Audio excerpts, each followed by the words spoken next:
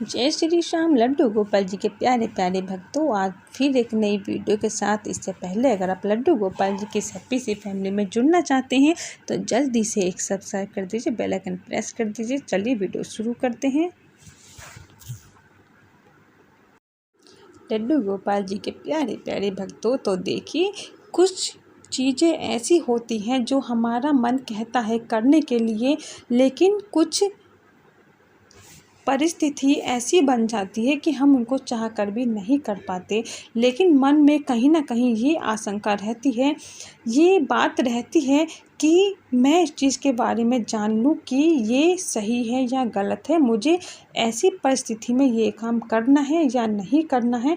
तो आज इसी टॉपिक पर मैं वीडियो लेकर आई हूँ, तो वीडियो को आप पूरा ज़रूर सुने। देखिए, अब बातें करते हैं कि मानसिक धर्म हो या कोई अन्य कारण, जैसे कि कोई तबीयत खराब हो जाती है, बुखार हो जाता है, या हम कहीं ऐसी जगह हैं जहाँ से हम माला जाप नहीं कर सकते, तो क्या ऐसे में माला जाप करना चाहिए या नहीं करना चाहिए? पवित्रता और अपवित्रता का ध्यान रखना सही है या नहीं माला जाप करते वक्त?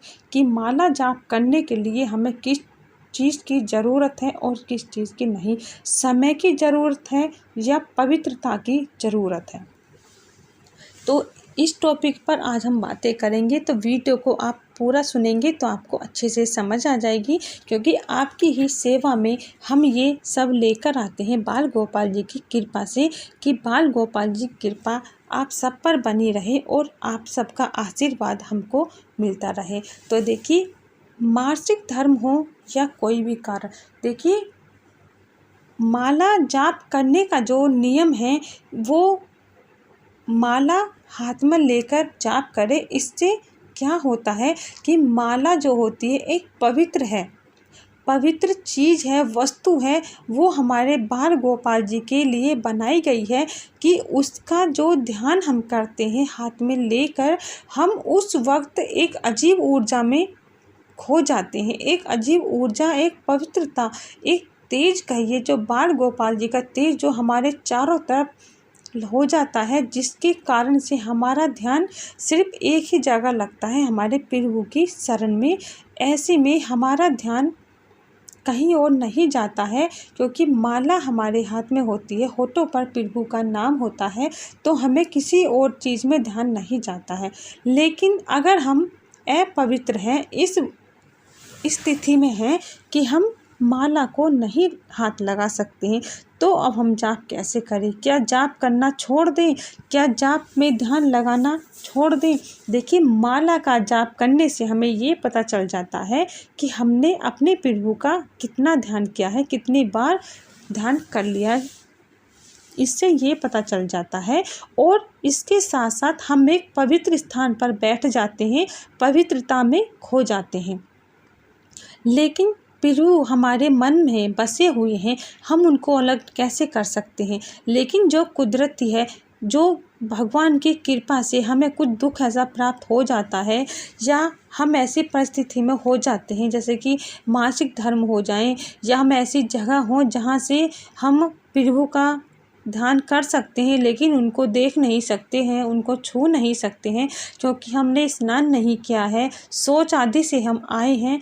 तो ऐसे में हमें माला को नहीं छूना चाहिए, या पवित्र स्थान पर हमें नहीं जाना चाहिए बिना स्नान करे, या नहीं ऐसी जगह पर बैठना चाहिए। तो हम अपने मन ही मन अपने प्रभु का ध्यान लगा सकते हैं, क्योंकि हमें अपने प्रभु का नाम पता है कि हम किस नाम से अपने प्रभु को पुकारते हैं। लेकिन ऐसा नहीं है कि आप अलग अलग जाप करते रहें, अलग अलग ध्यान लगाते रहें कि 4 बार किसी प्रभु का नाम लिया और 4 बार किसी का। देखिए, प्रभु एक ही हैं, अलग अलग नहीं है, नाम अलग अलग हैं, लेकिन नाम अलग अलग लेने से हमारा जो ध्यान है वो भटकने लगता है, और हम अपने रास्ते से जिस मंजिल पर हमें जाना होता है वहाँ हम नहीं पहुँच पाते हैं। तो इसीलिए एक ही अपने प्रभु का, इसलिए आप अपने प्रभु को एक ही नाम से पुकारें और ध्यान करें। देखिए, अब माला जाप करने के लिए आपको नहाने की बहुत ज़्यादा आवश्यकता होती है, पवित्रता में बैठने की आवश्यकता होती है। लेकिन अगर आप ऐसी स्थिति में नहीं हैं तो कोई बात नहीं है, आप अपने प्रभु का नाम ध्यान कर सकते हो, नाम जाप कर सकते हो। लेकिन इसके लिए आपको अपने प्रभु के शरण में जाने के लिए अपने मन ही मन अपने आप को पवित्र करना होगा। और मन को पवित्र करने के लिए सबसे ज़्यादा ज़रूरी है कि आपके मन में किसी के प्रति कोई ईर्ष्या ना हो, कोई लालच ना हो, कोई बैर किसी से ना हो, किसी से बदले की भावना ना हो।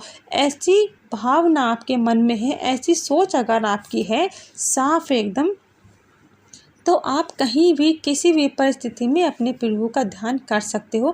इसमें पवित्रता और अपवित्रता का तो कोई सवाल ही नहीं उठता।